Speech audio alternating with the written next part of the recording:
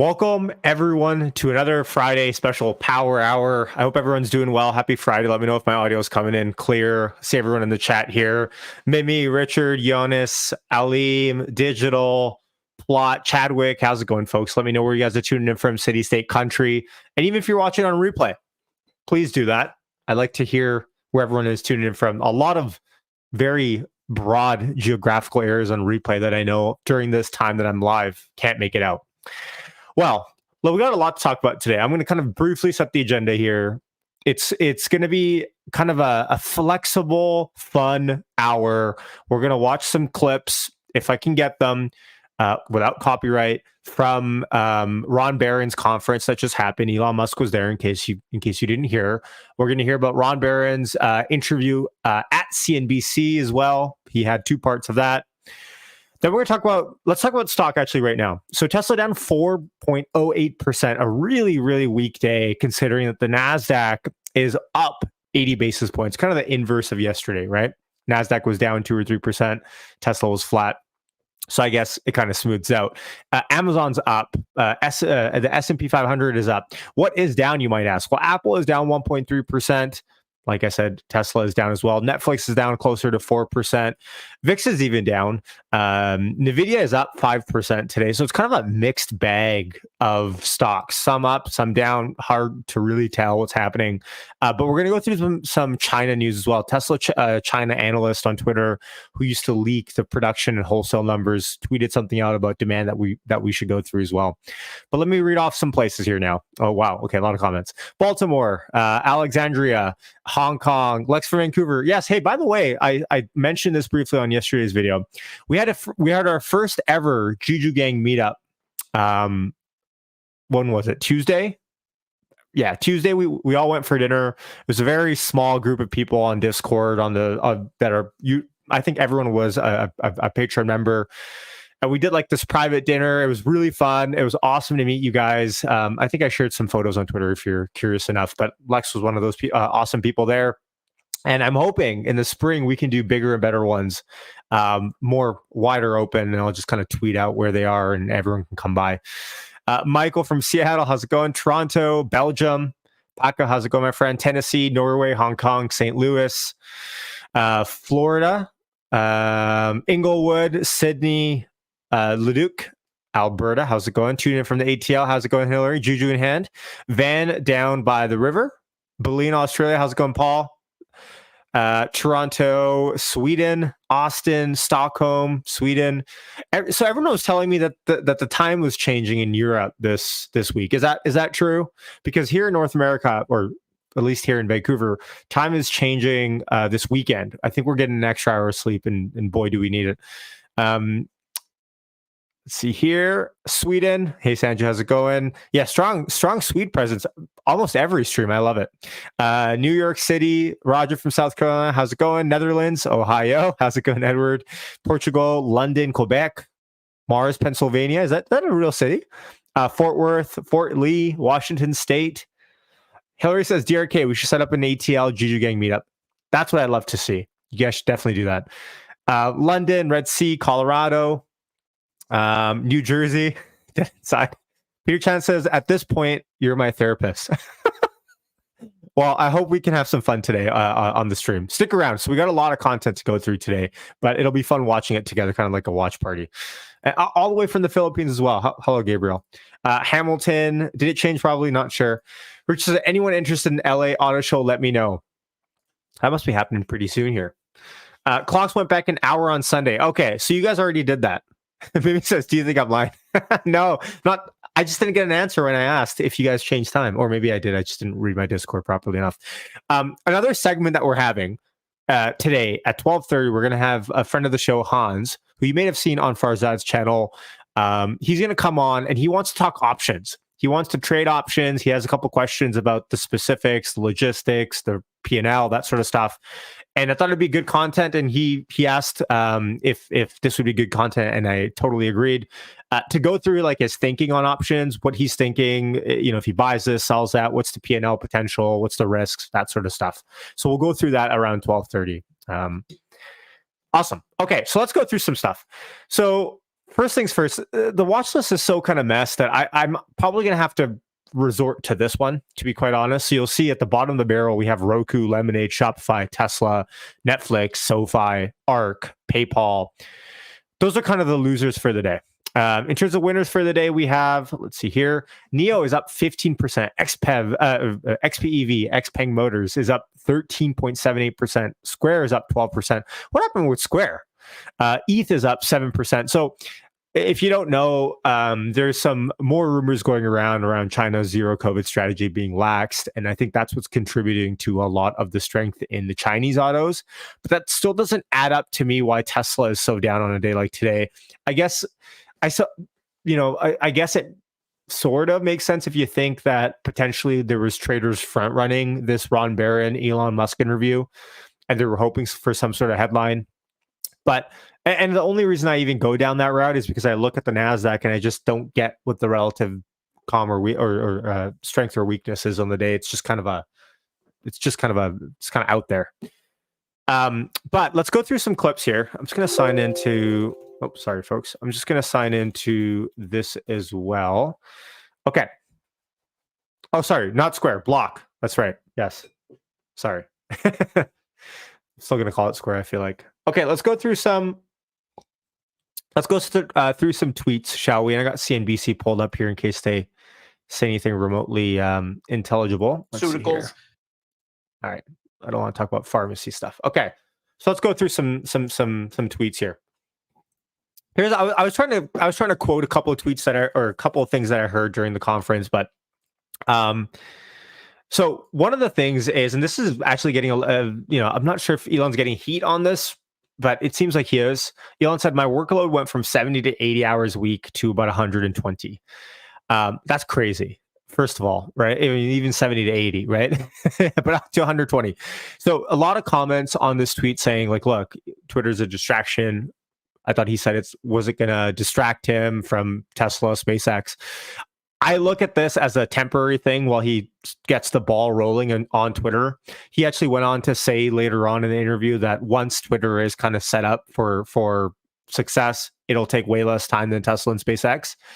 I see some comments in the chat saying Elon looked tired.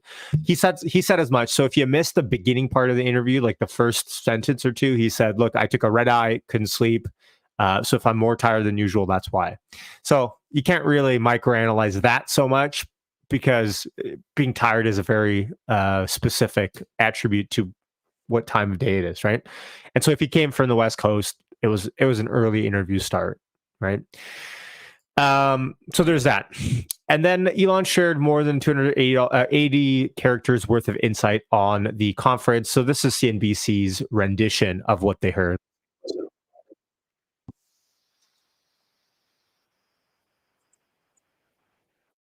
Can you guys hear that?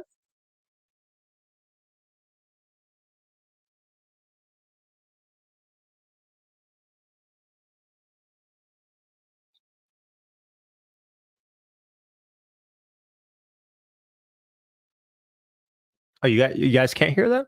Huh. No audio. Huh. Okay. What? I thought I set this up to have audio properly. That is weird. Hold on one sec. Let's see here. So it says golden. Okay. Well, so much for that. Hold on. I thought I set it up. Oh, you're totally right. Yeah. I don't know why that's okay. Hold on one second. Speakers. Let's select that. See how's that?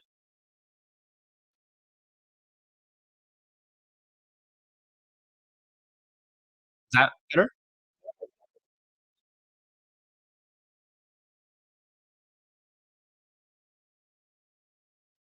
If you guys can't, no, still not. Oh wow, what the hell? Well, that blows. Okay, hold on. Let me just. If you guys can't know why that's. That sucks. Okay, well, I guess we'll move on. But essentially, a couple of things he said about the Twitter acquisition, and let's see if I have pulled it up here. We'll get into Fremont stuff here in a second. So Elon tweeted out today saying that he's pressured. We can hear. Yeah. Oh, you heard her for 2 seconds? Start it over. Oh, okay. Hold on. One second.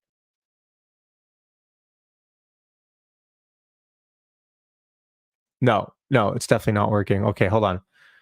Well, whatever. I have no idea why that wouldn't work, but sometimes it does this. But anyways, for a hot second it worked. Okay, interesting. Well, whatever. Whatever. I'll just read it out myself. So Elon tweeted today saying Twitter has had a massive drop in revenue due to activist groups pressuring advertisers, even though nothing has changed with the content moderation, and did everything we could to appease the activists.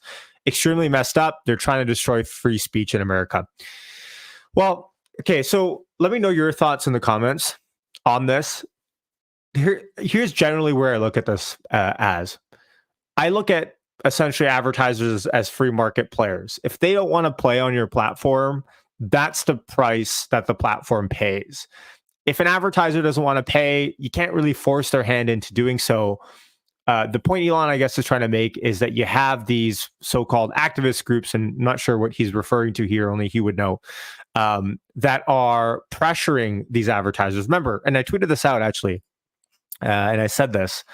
I think it's a little bit of it's harder to understand, but the way to look at this is essentially this: advertisers equals businesses, businesses equal essentially run by consumer choice. So really, consumer choices, consumers should support free speech.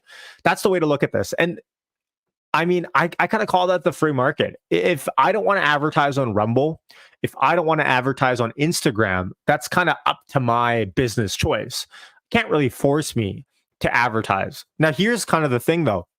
I'm not sure if you guys know this, but on Twitter, you don't really have the mom and pop shops advertising. You don't really have the smaller scale people running ads, and that's because ROI is garbage on Twitter.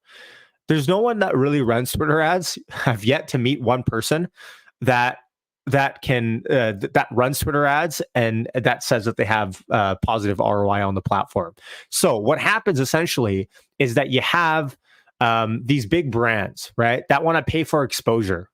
Think Coke, think Disney, right? These bigger companies that want to just run brand campaigns where all they care about is number of eyeballs. They don't care about direct ROI. And essentially, you have those advertisers that kind of lived and breathed on Twitter's advertising platform in the past. And now they're pulling back because they're bigger corporations. And when you have bigger corporations, you kind of you have boardrooms for this sort of stuff. And they're pulling back ads. And let's be honest, almost all big corporations today are pulling back on advertising already. So I'm not sure about the activist groups, only he would kind of know that in the background there. But the way I look at that is that's the free market essentially saying, hey, pressuring these companies to say, look, stay away from this sort of stuff. And if enough consumers have an opinion where they think we don't agree with this, then that's just kind of the free market talking, right? Let's see here. Yeah, they pressure saying that they'll boycott the company if they advertise.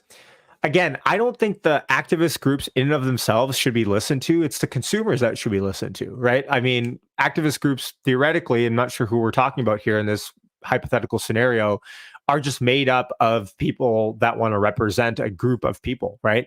But the best way is for really, like I talked about this on Farzad's channel when we talked about advertising on Twitter. I said the best way for no one to care about what you talk about on your platform is if your platform has amazing ROI for advertisers. If your platform is so good that they don't care, then you don't have this problem. The only reason Elon and Twitter, in my opinion, are even having this problem is because Twitter platform sucks for advertising. That's the bottom line. That's it. Like nothing else matters here. Talk about first principles. First principles, if you can generate ROI for advertisers, they will choose your platform and they'll do so holding their nose. But because your platform sucks with advertising, Twitter that is, no one wants to run ads. And now that they have this like the extra smell, they think they really don't want to run ads. But if you focus on making the product really good where the ROI for advertisers is there, I guarantee they'll come back running. That's just my 2 cents on this. Elon also talked about the team sleeping on the floor. Tesla, shout out to Dave Lee for quoting this, so I don't have to play it. Since the team could see me sleeping on the floor during shift change, they knew I was there. It made a huge difference. They gave it their all. And this is about Elon talking about him sleeping underneath his desk for 3 years straight, essentially.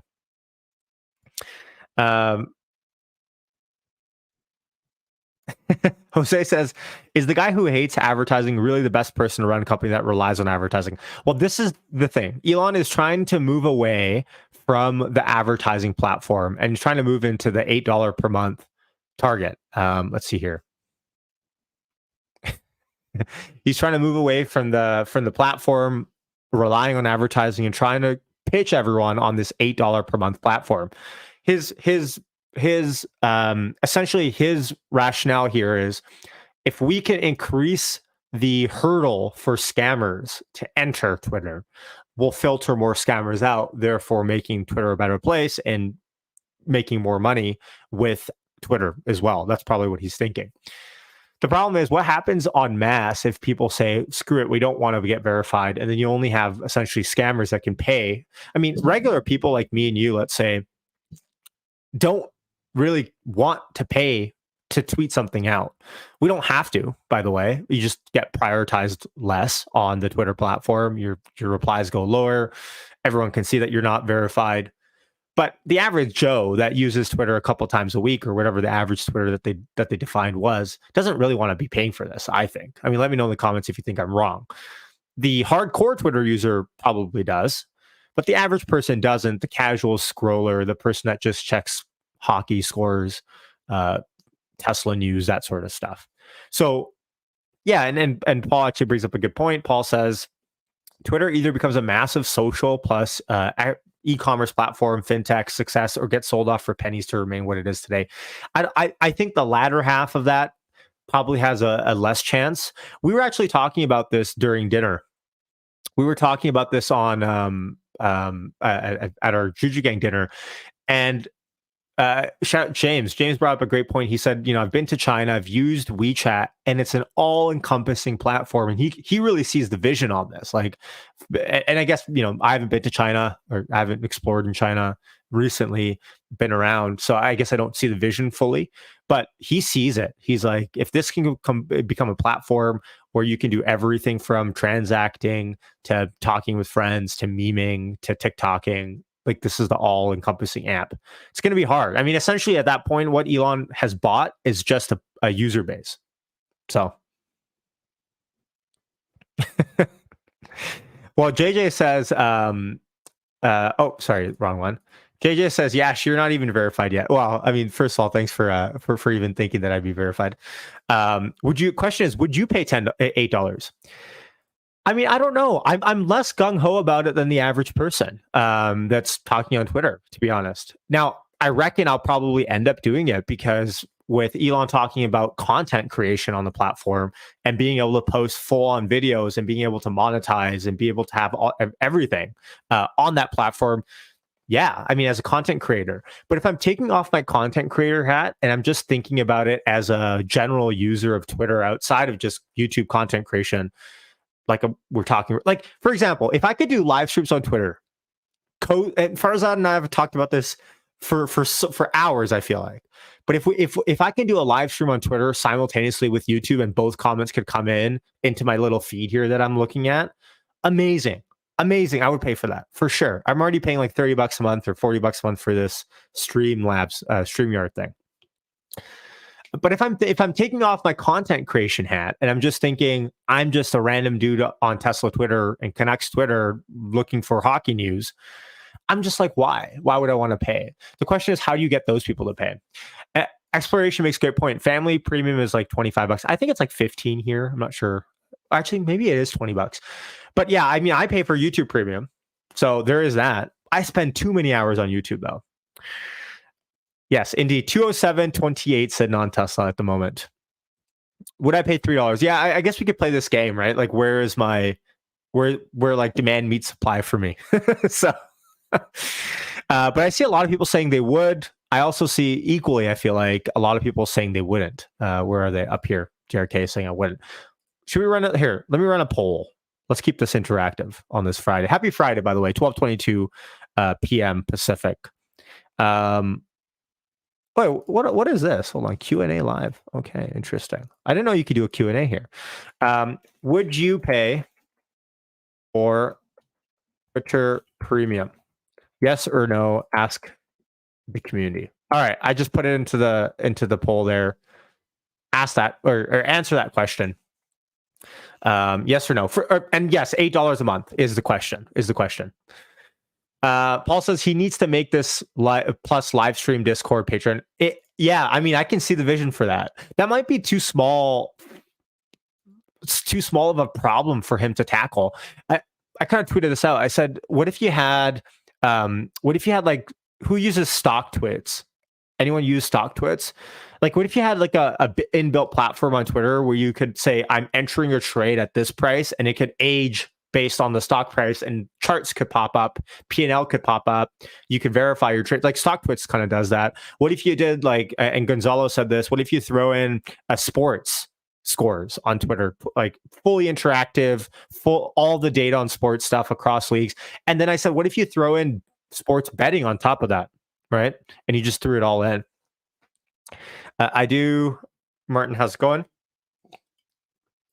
Yeah, why is Tesla so uncorrelated today? Talked about that in the beginning of the stream. I mean, it might have to do, actually, let's actually pull that up. It might have to do with these tweets. I'm not sure if I'm giving these tweets too much credit or not, but this is what we saw come out. You guys remember Tesla China analyst, right? So Tesla China analyst was an awesome person to get early delivery and wholesale numbers from. So he tweeted this out today. Even though many new orders have been added due to the price reduction, there are still too many customers who are reluctant to pick up the car in China. People have no confidence in the future economic development, so they are very cautious when facing non-essential bulk consumption. This is the reason why I said not good before. He goes on to say, China's demand problem is actually worse than anyone imagined, and it's showing no signs of getting better. It's not just the auto market. I think that last sentence is important to throw in as a context here. This is not just about Tesla. This is not a Tesla only issue.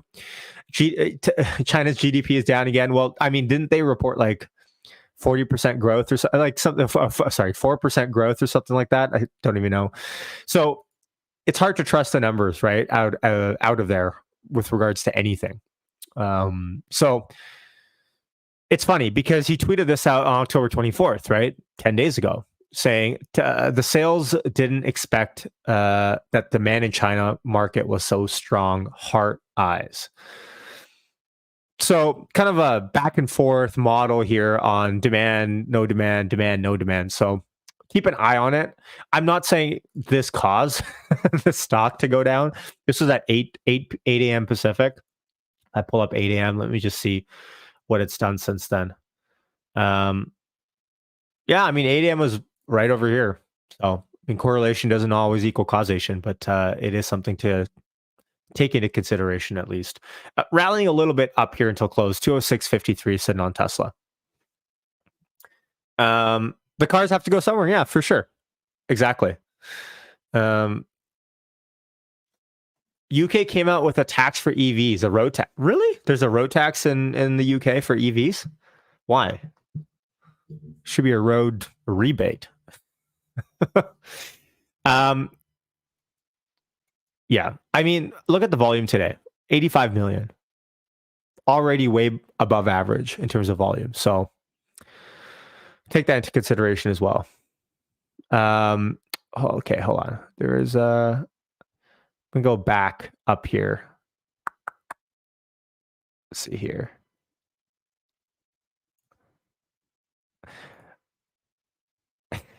Jupiter says, hot take, the model should be pay for tweet, $1 for 500 tweets or something like that. The problem with that, Jupiter, is that hey, by the way, let's play hot take Friday. Throw in your hot Tesla or Twitter takes in the chat today. Let's read some hot takes out. It could be anything. It could be Tesla's business model, demand, Twitter, pricing, verification, whatever you want, throw in your hot takes. The problem with that hot take, Jupiter, is then now all of a sudden now you're disincentivizing people to use your platform. You're basically saying, if you want to use our platform, which is something we would like you to do, you have to pay us. That's the problem with the per tweet basis thing. That's the same problem that we have with, by the way, with Tesla FSD a lot of the times. You have this problem where, you have like this model that people bring up and they say charge by the mile. Just charge by the mile, and then Tesla can make bundles of money. The problem with that is now all of a sudden you're making it so people don't want to use it, and now you're kind of limiting how much they will use it. So I think until you hit level 5, that probably doesn't make a lot of sense. Let's read off some other hot takes here that we got. Paul says, hot take, Tesla Energy does greater than $1 billion energy earnings in 2023. That's quite a bit. I can pull up what they did last quarter here. Just pull this up. What did they do last quarter? I guess we won't know, right? What the earnings of just the energy business. Well, I guess we can look at the margins regardless. Maybe they highlighted it here. I don't think I don't think that's out of the question. Greater than $1 billion. I mean, that's part of the problem, right? We talk about billion and we go, well, yeah, Tesla could do that, but it doesn't really move the needle. That's part of the problem with Tesla growing so big now, is like stuff that's so meaningful like that really doesn't mean too much.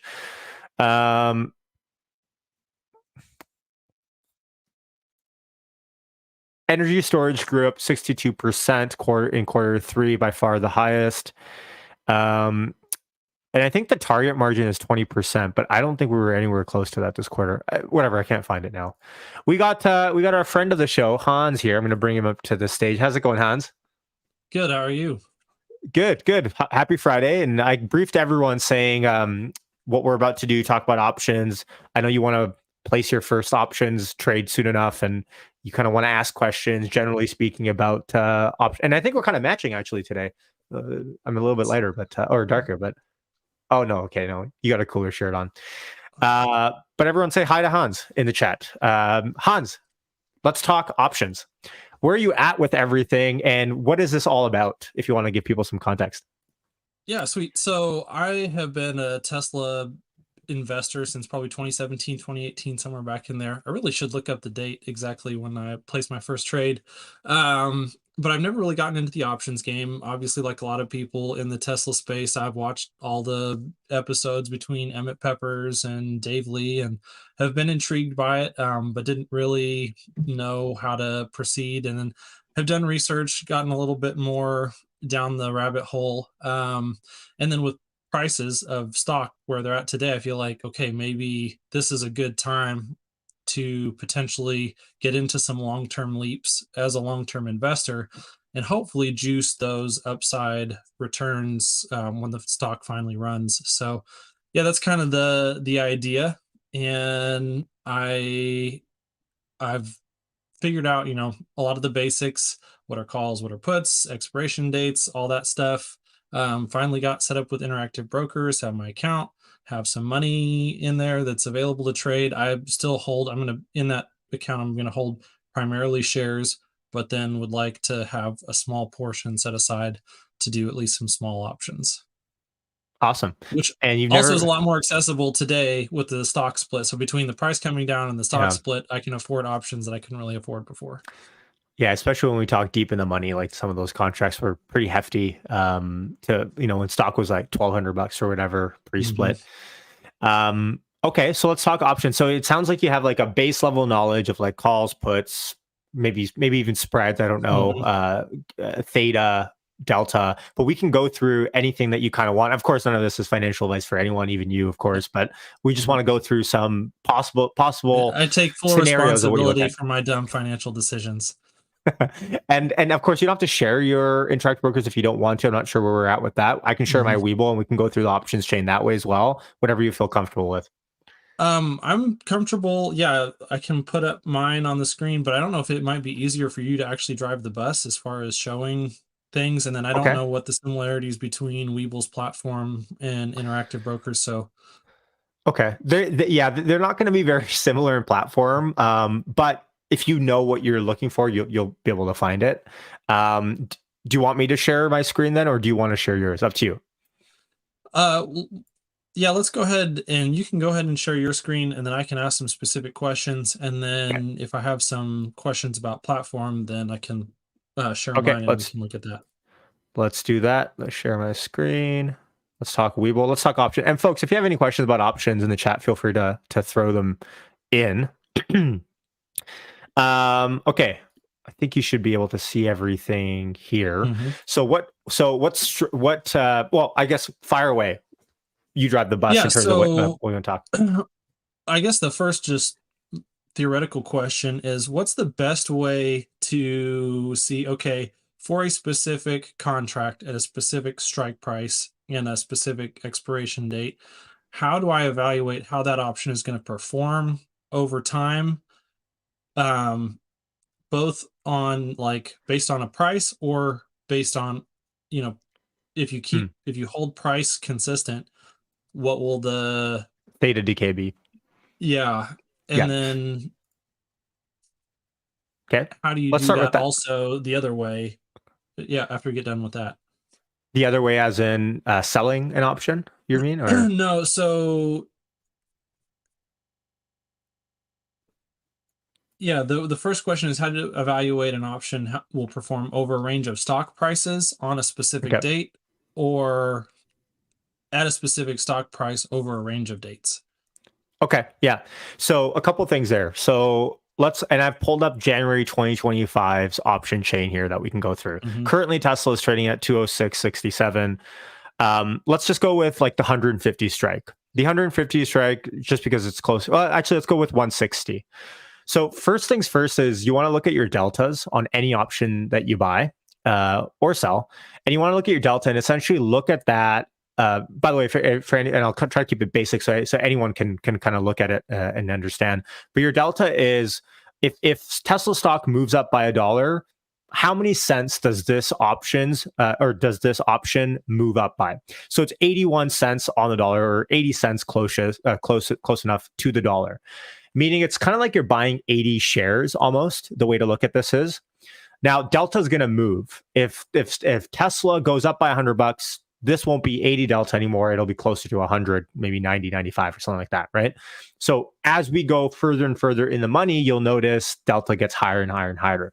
So the question, if you're buying leaps, is like, how high do you really want to go? Because at a certain point, you're just going to be paying more and not really getting more squeeze, or getting more juice out of the squeeze. So it's a certain level that you kind of want to look at. Some people say, look, like 75 delta, 80 delta might be high, but that's kind of the level where you look at like a stock replacement kind of strategy, sort of with deep in the money. It's totally up to you with kind of what you feel comfortable with and what you're willing to put down. For your break even questions. So Webull, I'm not sure. I've never done it on Webull. I can maybe hit analyze, but on Thinkorswim, I do this all the time in Tractor Brokers as well. If you hit analyze on an option strike, you can actually pull up the P&L graph of that across different price points for that stock. So if Tesla tomorrow went up $50, it'll give you an estimated price for your option at that point. And so you can actually time date that as well on Thinkorswim, where you can say, look, if Tesla goes up by $50, but it goes up in 6 months from now instead of 1 day from now, how much theta would have already been eaten up? And then how much am I actually up? So it'll give you a smoothing out curve of that and it'll step it down. In general, the biggest thing to watch for is to know your break even at expiration, right? So this 160 strike call for January 2025 for Tesla selling for about $100, right? So add your strike price to what you paid for the call and you get to 260. That's technically speaking your break even at the day of expiration. So if Tesla closes at $260, your call will be worth pretty much what you paid for it today, all in all things equal. Now, every dollar above that will be worth more, of course. So that's how you can add up break evens and take into consideration, okay, what do I feel comfortable with? And it's a really personal question. And Rich is asking, how do you decide what's the best value? Some folks really like deep in the money because the deeper in the money you go, the less theta decay you'll have every day. Meaning, if you were to come out and buy a 400 strike call for the same time, you'd have 40 deltas on this 400 strike call. But every week that went by where Tesla was a nothing burger week, this would eat up a lot more of your position that respective to its actual size than a deep in the money would. So the more deltas you buy, the less data you're buying. Essentially, it's kind of an inverse Mhm. relationship there.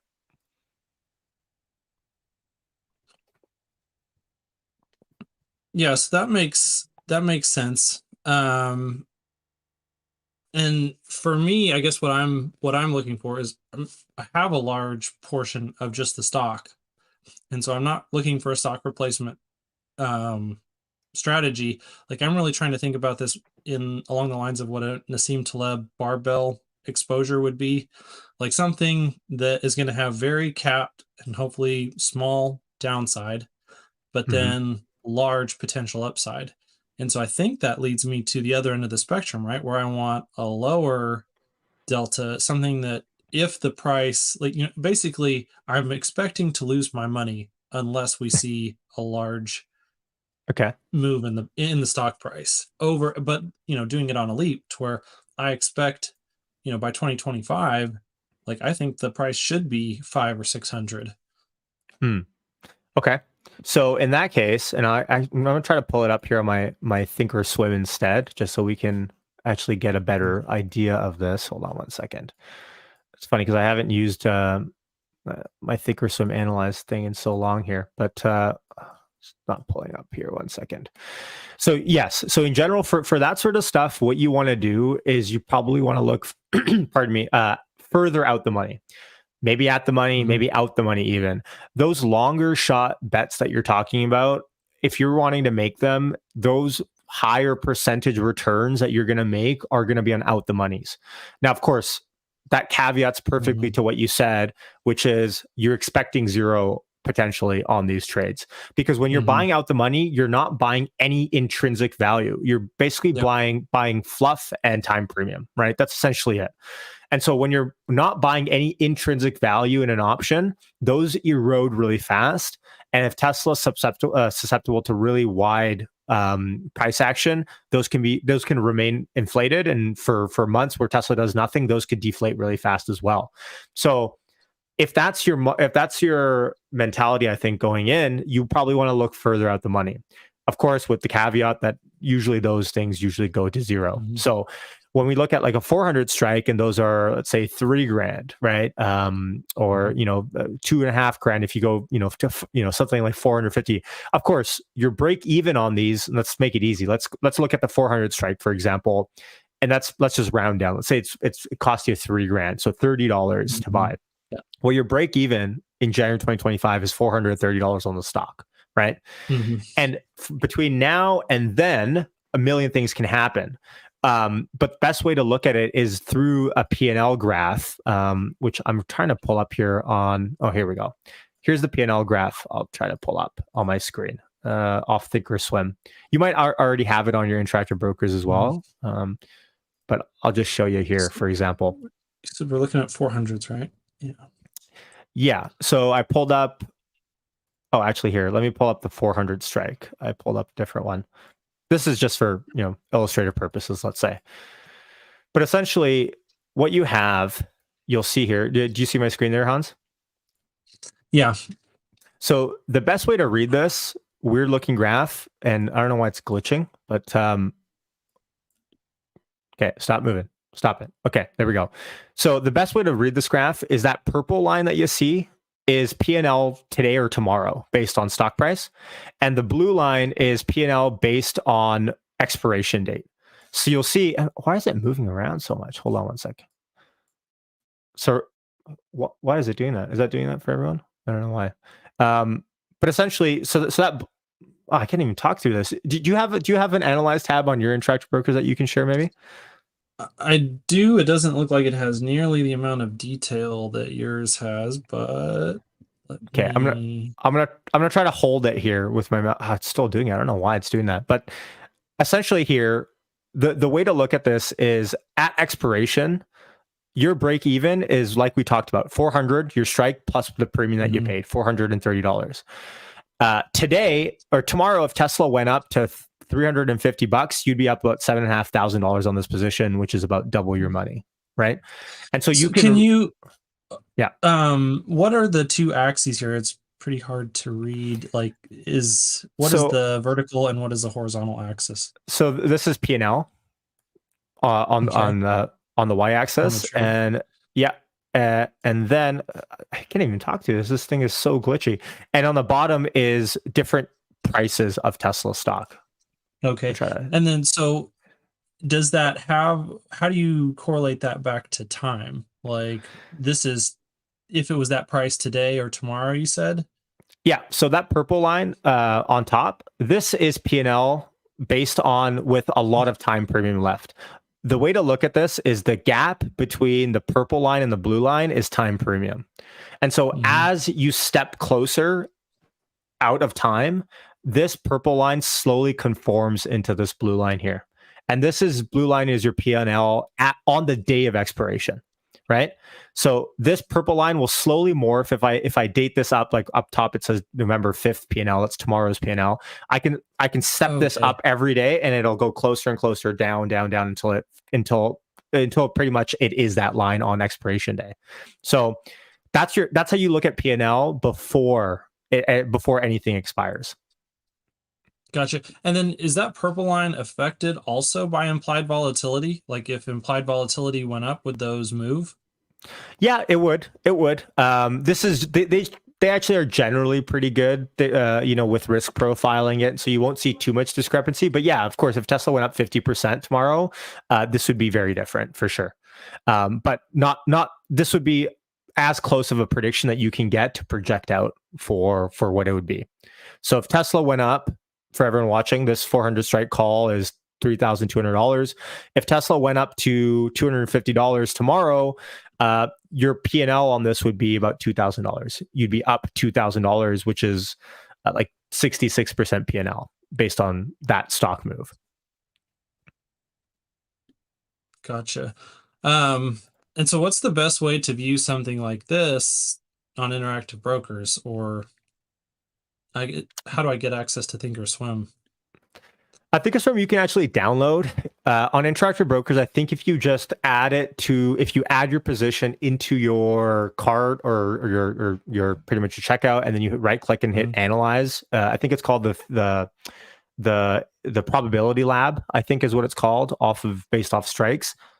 That can essentially figure out everything for you, and you can change all the little tweaks there. And Mhm. yeah, you can even set your implied volatility as well on these, which I usually don't touch too much. So Okay. yeah, and I how may much can need you to, use? is that on the actual desktop application? I've just been Yeah. using IB in the web interface. Oh yes. So what you want to do is you want to download on Interactive Brokers. There's a platform. Let me just pull it up. Actually, if I can pull it up here. Sec. Um, Mm. All of review. it, whatever your premium is. Hold on one sec. Trader Workstation. I don't know why I forgot that. Trader Workstation is what it's called, and that's what you want to install, and then that you can run everything based off of that. That Trader Workstation like desktop app. You could log in with your IB credentials into it already. Mhm. So, Okay, perfect. worst case scenario, yes, especially out of the money, folks. Like, and here's where I'm kind of I'm usually I've been on the out of the money call side for a long portion, but I with the way that the Fed is talking, I'm still very cautious to buy time premium out in this market, because I look at time premium and I'm still thinking like the Fed could drag this out for another 6 months. If the Fed drag this out for another 6 more months, 8 months, 10 months, like that erodes a lot of those out of the monies. And again, I'm saying this while I've still bought stuff Mhm. for September or something that's like down, like Marco was saying, like 60% or something. So, just be careful with buying time premium in this market. You can also do spreads. Like if you wanted to buy a deeper in the money and then sell one that's 4 strikes away, you can essentially fund it, and your P&L won't be as high. Potentially your profit won't be as high, but the cost basis will be substantially lower as well. And you'll be able to buy less time premium or less theta, because when you're buying out the money, the stuff that you're buying is very high in theta, right? It's decaying every single Mhm. day. When you're buying stuff that's deep in the money, your theta doesn't affect you as much. So those are the caveats to kind of have. And then, so how should I think about? Because the other option is I can move my strike price. So instead of if I was looking at say the 2025, January 2025, 600, just deep out of the money calls versus I think I was looking at it in the January 2024 380 call. Mm-hmm. Those are both about the same contract price. So obviously you've got more time premium Mm-hmm. in the 2-year leap, Yep. but you've also got a much higher strike price versus your 380 on the 1 year. Yeah, what you highlighted there, I think if anyone in here is trading options, like take this into consideration very much. You can sometimes find little arbitrage opportunities like that where you can buy 3 6 months sometimes of further out in time, and maybe all you have to give up is one strike, or maybe you can buy the same strike 3 months away, and all you have to give up is a couple $100 to roll it. And sometimes the market is imperfect, is really imperfect when we go out the money out and really far out in time. So absolutely, like the biggest thing here is buy as much time as you possibly can. Um, with the caveat, of course, when you're buying out the money, you're really not buying anything other than time premium on that contract. So, so yeah, so for sure, I think the more time you can buy, probably the better we are off, because you never know what might happen between now and January 2025. And so then you would just like compare those two graphs, the P&L graphs that we were just looking at between the two, and see which ones seem like they're better in that Yes, regard. essentially, yes, but I would always try to lean on the side of buying more time, regardless, because Mhm. like the last thing you want to do is have your back against the wall in a position that you're essentially bag holding on, and now you're running out of Mhm. time. The best case is Tesla does nothing, and then 3 months later it makes a big up move, and you have still 2 years left, and then you can even consider selling some for profit, rolling some out, but you bought yourself that time. The biggest thing in this market is that it's 6 months. 6 months of time in the bull market was a long period of time. Like we were looking at 3 to 4 months out and looking at those and kind of even calling those leaps in a bull market, because the stock market was just on a tear. In this market, we have so much capitulation yet to occur, I think, and so much sideways action, Mhm. where 6 months is really a blink of the eye and nothing could change, right? So Yeah. buying yourself that extra year and only paying a little bit more in terms of percentage, no matter what the P&L is probably worth it, in my opinion. Yeah. Um, and by the Perfect. way, we're going to play our Tesla closing price guessing game. I see everyone already throwing it in the chat. If you haven't already, throw that in. Price is Right rules. Remember, you have to guess at or under to win the virtual Juju prize. Throw your guess in the chat here now. And Hans, I guess guests always go first. So what's your guess for Tesla closing price? And 206.45, by the way, sitting on Tesla. Well, we're in a bear market, so default is down. So I'm going to be a downer, and I'm going to go with 205.87. 205.87. I'm going to throw that in the chat, Hans. Okay. I'm going to say, and volume weighted average price for the day is 211.40. I see someone just put my guess in the chat. I'm going to guess 208, just flat. Keep it easy. Marco has a question saying, where is it? Yashu, when would you roll a leap further out? I think in this market, probably 3 to 6 months or more. Sometimes though, you have to be careful, because sometimes you buy something like I did for the September, and it's so far out the money that I look at it, I'm like, why would I throw more good money after bad on this one? It's so far out the money. I have 9 months left. At this point, since I'm down so much on it, I'm maybe better off just leaving it as it is. And again, this is about position sizing as well, right, Hans? Like, make sure when you talk about position sizing, the biggest thing you can do really to lower your stress levels is have a position size where you're very comfortable with whatever happens. The last thing you want is your position size to be too heavy, and be really, like, very much so. I know you're not going down this path. Be careful of margin as well. You don't want to be going into margin on this, taking out loans, that sort of stuff. You want this to be just pretty much like cold hard cash that you're throwing as a small percentage of your play. Again, if you go deep in the money, people might disagree and they say, look, it's a stock replacement strategy and I'm going to roll it out 6 months out no matter what. Different story there. But if you're going for that out the money play, like, just make sure your position sizing is at a point where you don't get stressed over it as well.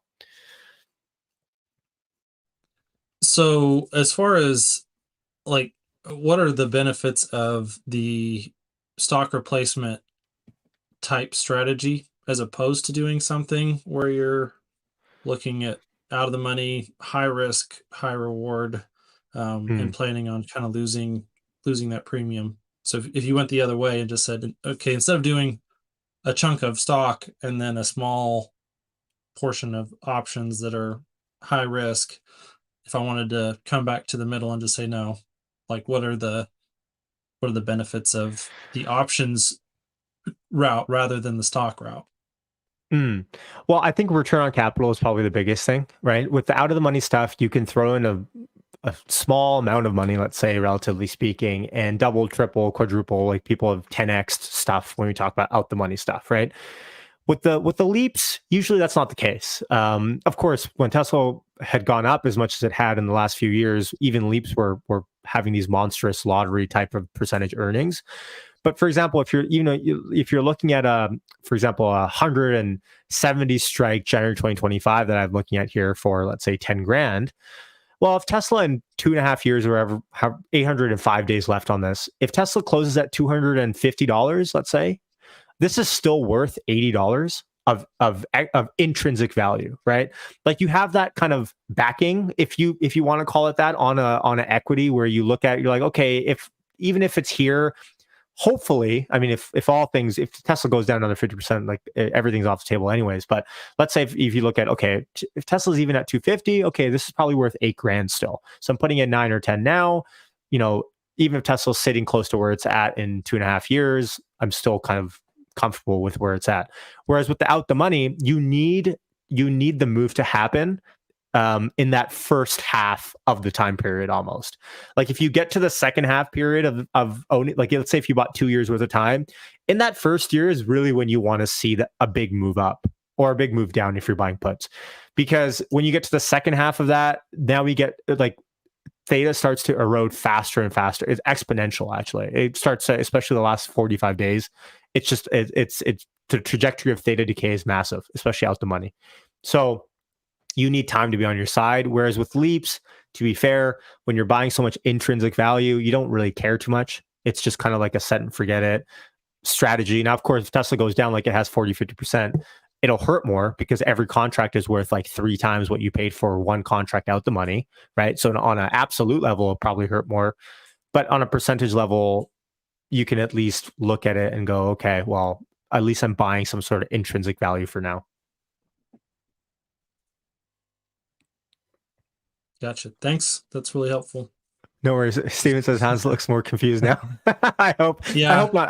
Whenever I No, talk about it options, makes sense. I was just thinking about, yeah, it's just not really in line with what I'm planning to do. So yeah, it pushed me back more towards, yeah, we'll just do stock and then risk, I'll take 5% and throw it on the table and see if it hits.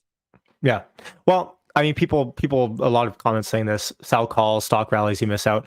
Uh, Also, you could sell calls potentially. You could sell premium. I'm just put it that way. You can sell premium to fund your lotto deals as well. That's a strategy that you can use. Mhm. But remember, be careful whenever you're buying options. Worst case is if you're buying to open, that is usually worst case is they're going to expire worthless, right? That's kind of like what you're risking out Yeah. there. When you're selling to open, be careful because now we get into exercising, and if you don't own the equities, then it can get messy. Then all this sort of stuff. So of course, just take it small. Don't feel like you're pressured for time. We are pretty much in a sideways to downish market right now.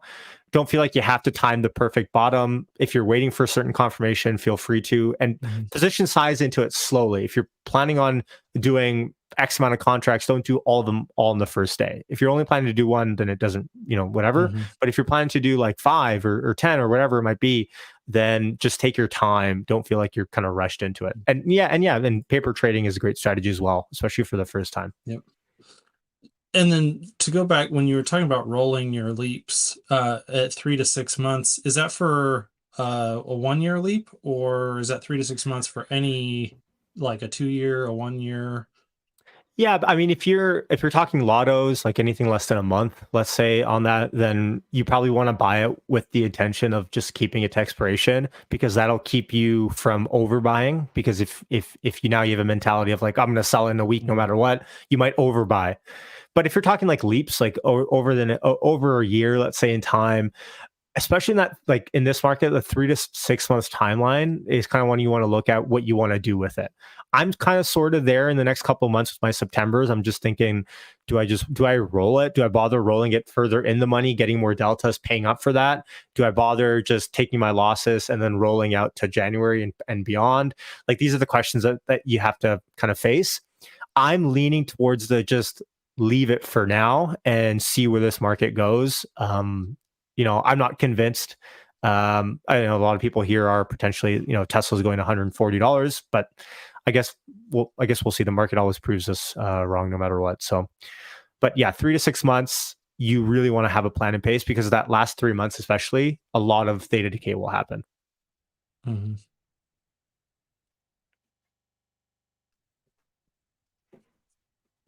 Does that make sense?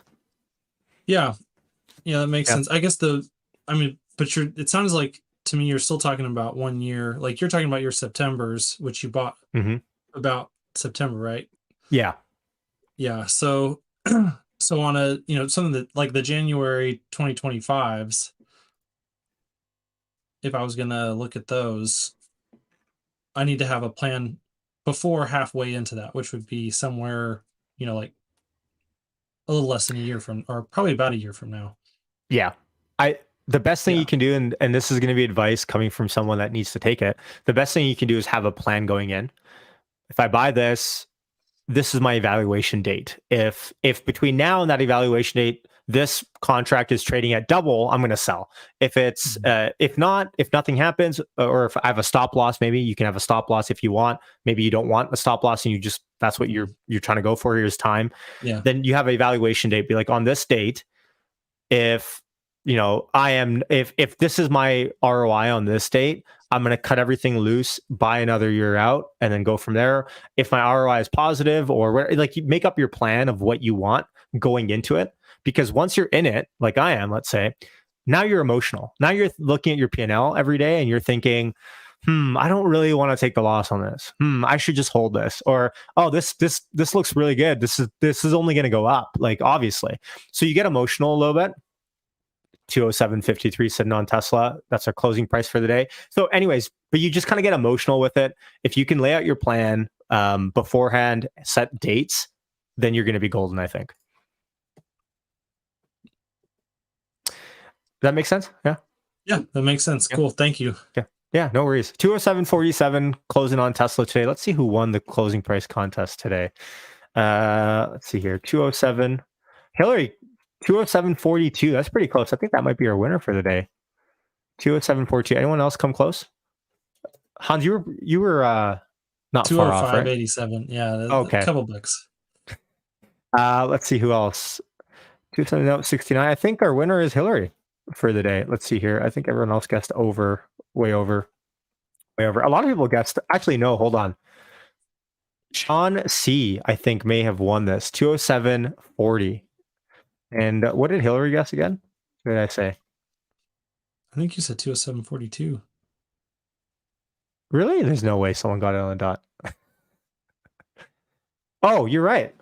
42. Yeah. Oh, no, sorry. It's 47. What am I saying? 2742. So Hillary is our winner of the virtual Juju prize of the day. Hans, thanks for joining. I hope that answers some of your questions. I know there's a lot here we can talk after as well. Mhm. There's a lot into consideration, but in general, have a plan, expect zero on out the monies. And if you do that and keep position size small enough, especially your first couple of times, it will it'll just feel better while you're doing your reps. Mhm. So and buying Yeah, time is kind of the key.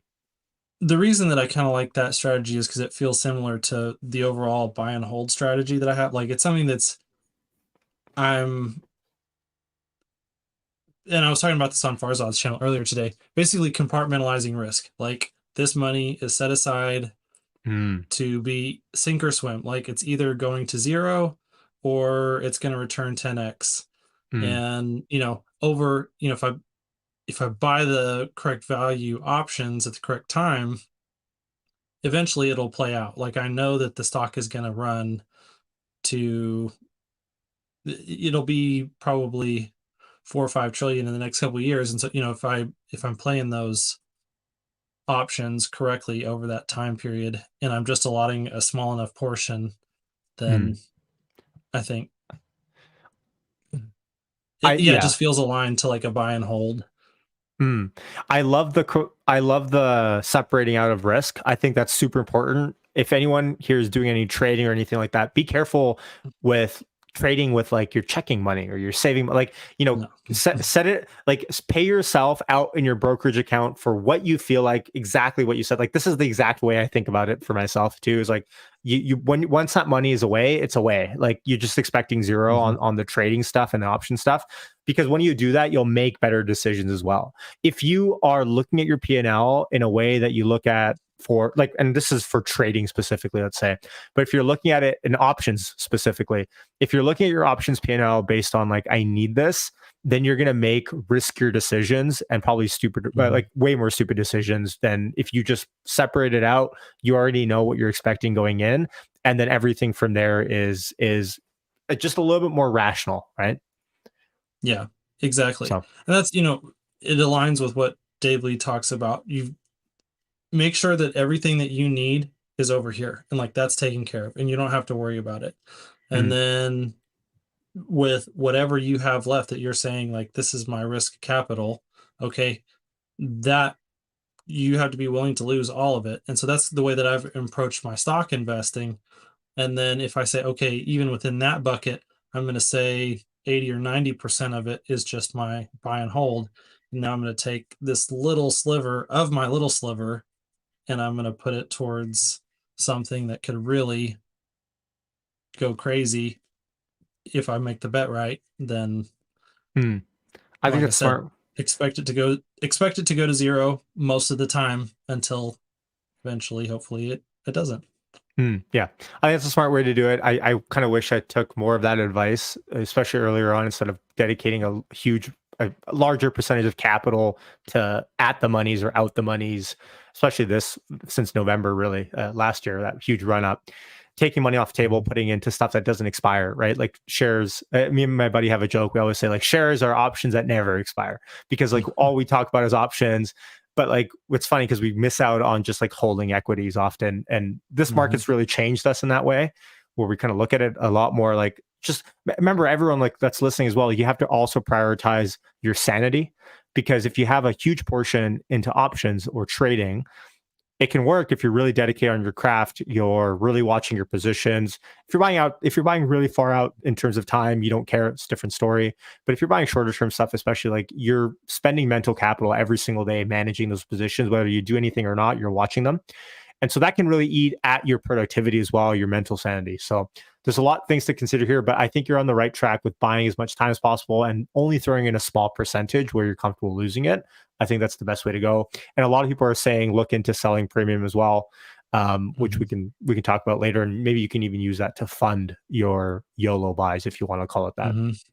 So Yeah, awesome. I'd love Thanks to for do that. joining. Appreciate you joining, man. Thanks everyone for. I'm gonna wrap it up here. Thanks everyone for joining another Friday Power Hour. Thanks for joining on a day where it's not the prettiest, down 3.64%. The Nasdaq was actually up 1.6%, so a really ugly relative weak close on Tesla today. The S&P 500 was up 1.5% as well. So take that with how you want. Apple flat on the day, which I think is funny because Apple is usually really coupled together with the Nasdaq. So I'm gonna have to check to see what was soaring in the Nasdaq, but a really odd day. I think one of the oddest days in November that, in 2022 that I can remember in terms of just looking at price action for stocks. So I guess we'll see where we go. But much love. Thanks for everyone for joining. Remember, put away your computers, Mhm. technology, phones, whatever you need to do to give yourself a mental break this weekend. Go spend time with family, work out, prioritize those type of health scenarios for yourself. Thanks everyone for tuning in, and thanks Hans for coming in Yeah. Thanks for and being a having me. It was guest. awesome being here with you. Take care, everyone. Peace. I hope